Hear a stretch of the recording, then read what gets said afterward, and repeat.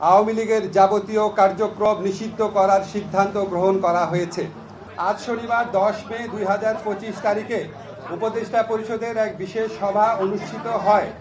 সভায় আন্তর্জাতিক অপরাধ ট্রাইব্যুনাল আইনের সংশোধনী অনুমোদিত হয়েছে। সংশোধনী অনুযায়ী আন্তর্জাতিক অপরাধ ট্রাইব্যুনাল কোনো রাজনৈতিক দল, তার অঙ্গ সংগঠন বা সমর্থক গোষ্ঠীকে শাস্তি দিতে পারবে।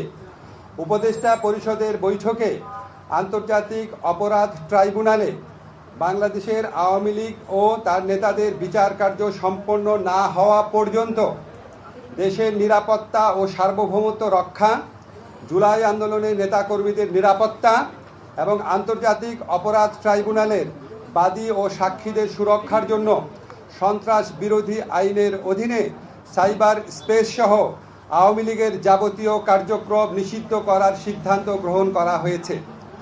এ বিষয়ে প্রয়োজনীয় পরিপত্র পরবর্তী কর্মদিবসে জারি করা হবে।